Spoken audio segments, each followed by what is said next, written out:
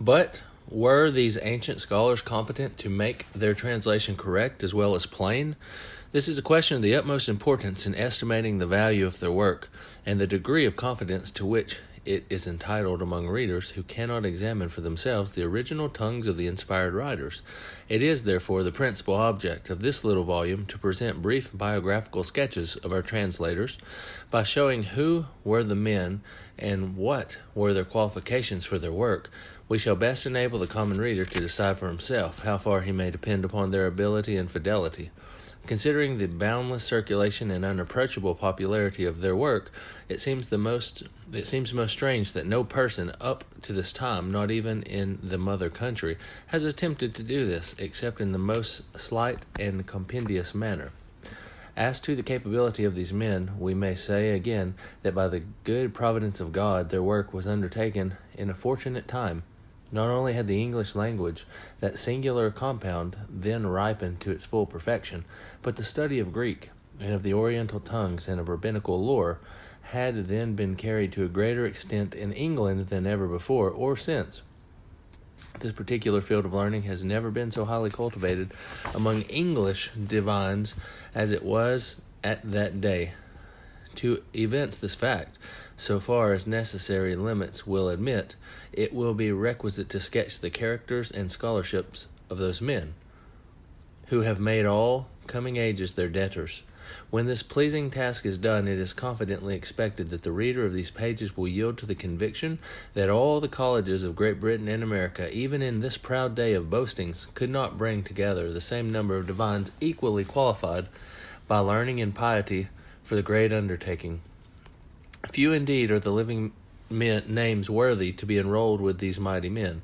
It would be impossible to convene out of any one Christian denomination, or out of all, a body of translators on whom the whole Christian community would bestow such confidence as is reposed upon that illustrious company, or who would prove themselves as deserving of such confidence. Very many self-styled improved versions of the Bible, or of parts of it, have been paraded before the world, but the religious public has doomed them all without exception to utter neglect. Not that absolute perfection is claimed for our common English Bible, but this blessed book is so far complete and exact that the unlearned reader, being of ordinary intelligence, may enjoy the delightful assurance that, if he study it in faith and prayer, and give himself up to its teachings, he shall not be confounded or misled as to any matter essential to his salvation and his spiritual good.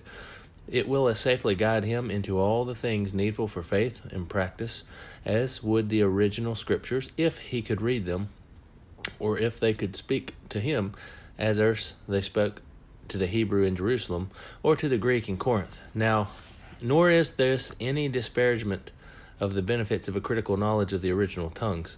For while a good translation is the best commentary on the original scriptures, the originals themselves are the best commentary on the translation. Passages somewhat obscure in the translation often become very plain when we recur to the original, because we then distinctly see what it was that the translators meant to say. To one who can readily understand both, the original must, in the nature of the case, always be the easier of the two, just as it is easier for a man to walk by the sight of his own eyes than by the guidance of another man's eyes. It is only maintained that the common English reader enjoys, by the good providence of God, that which comes to the nearest to the privilege of the classical scholar. It has a translation so exact, plain, and trustworthy that he may follow it with implicit confidence as a light to his feet and a lamp to his paths. The king was for appointing 54 learned men to this great and good work, but the number actually employed upon it in the first instance was 47. Order was also taken that the bishops in their several dioceses should find what men of learning there were who might be able to assist, and the bishops were to write to them, earnestly charging them at the king's desire to send in their suggestions and critical observations, that so, as his majesty remarks, our said intended translation may have the help and furtherance of all our principal learned men within this our kingdom. 17 of the translators were to work at Westminster, 15 at Cambridge, and as many at Oxford. Those who met at each place were divided into 2 companies, so that there were in all 6 distinct companies of translators.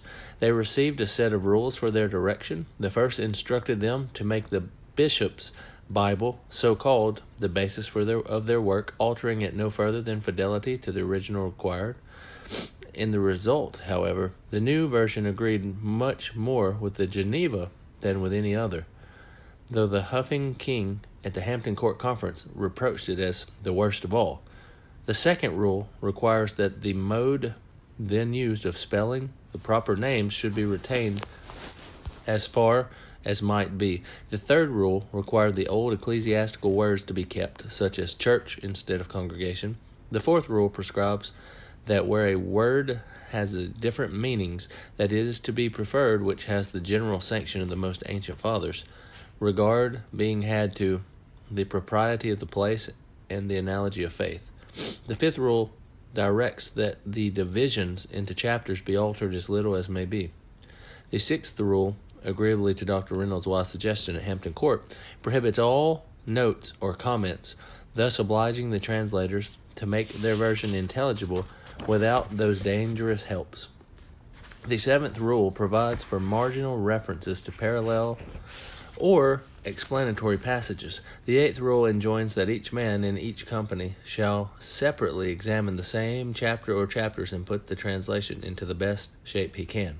The whole company must then come together and compare what they have done and agree on what shall stand. Thus, in each company, according to the number of members, there would be from 7 to 10 distinct and carefully labored revisions, the whole to be compared and digested into one copy of the portion of the Bible assigned to each particular company.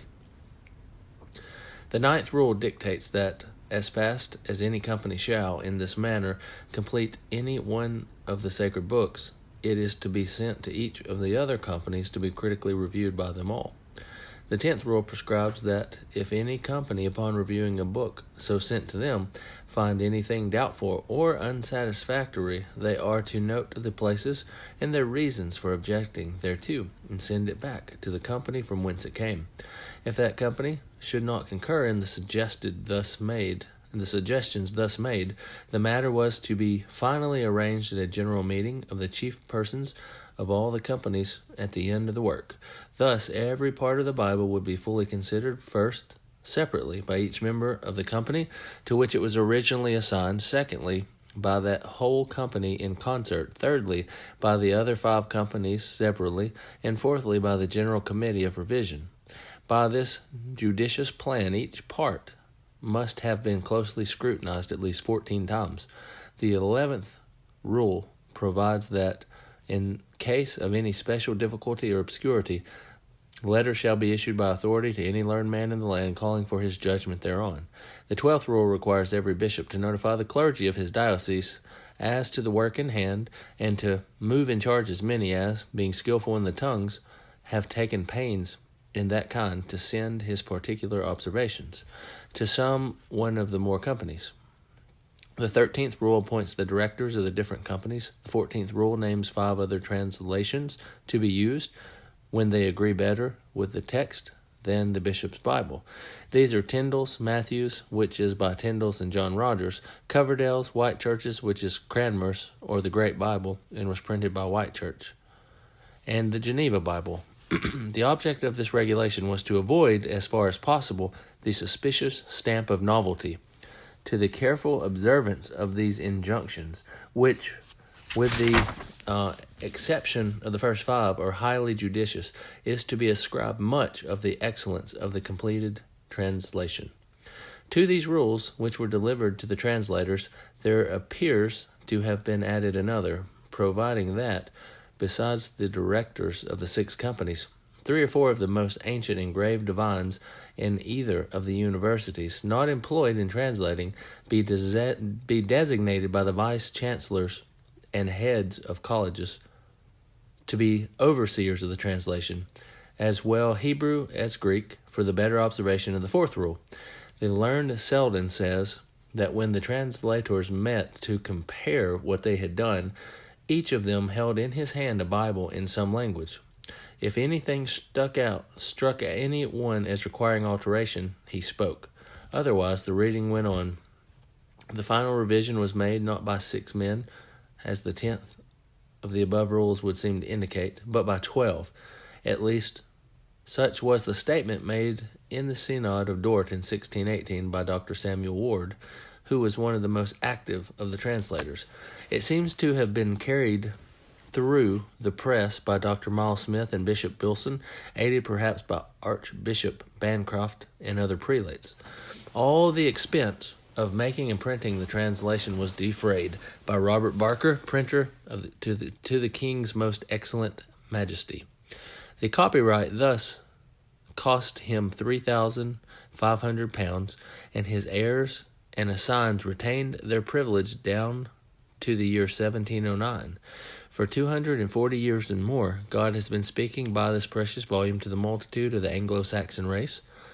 Popery, apparently believing that ignorance is the mother of devotion, and especially ignorance of the Word of God, would fain have supplanted it by priestly inventions and monkish corruptions. But to outweigh all harm, the sacred book, in dusty sequestration, wrapped too long, assumes the accents of our native tongue, and he who guides the plow or wills the crook with understanding spirit now may look upon her records, listen to her song, and sift her laws, much wondering that the wrong which faith hath suffered heaven could calmly brook, transcendent boon, noblest that earthly king ever bestowed to equalize and bless under the weight of mortal wretchedness. The printing of the English Bible has proved to be by far the mightiest barrier ever reared to repel the advance of popery and to damage all the resources of the papacy. Originally intended for the 5 or 6 millions who dwelt within the narrow limits of the British Islands, it at once formed and fixed their language till then unsettled, and has since gone with that language to the isles and shores of every sea. And now, during the lapse of almost 2.5 centuries, it has gladdened the hearts, and still gladdens the hearts of millions upon millions, not only in Great Britain, but throughout North America and the Indies and portions of Africa and in Australia. At this present day, the English is probably the vernacular tongue of more millions than of any other language under heaven. And the English Bible has brought and still brings home the knowledge of God's revealed truth to myriads more of minds than ever received it through the original tongues. The translators little foresaw the vast results and immeasurable influence of what they had thus done, both for time and for eternity. Venerated men, their very names are now hardly known to more than a few persons, yet in the providence of God, the fruits of their labors have spread to far distant climes, have laid broad and deep the foundations of mighty empires, have afforded to multitudes strength to endure adversity and grace to resist the temptations of prosperity. And only the revelations of the judgment day can disclose how many millions and millions, through the instrumentality of their labors, have been made wise unto salvation. Surely it is time that the names of these venerated men were rescued from such unjust oblivion, and that at least some considerable part of those who have received such incalculable benefits at their hands should know to whom they are so deeply indebted. The sensation of gratitude is one of pleasure, and it is hoped that this little book may serve to awaken it in many a bosom, both toward the men who wrought so good a work and made all coming ages their own, and toward him who gave them their skill and the opportunity to exert it, thus widely diffusing his saving truth.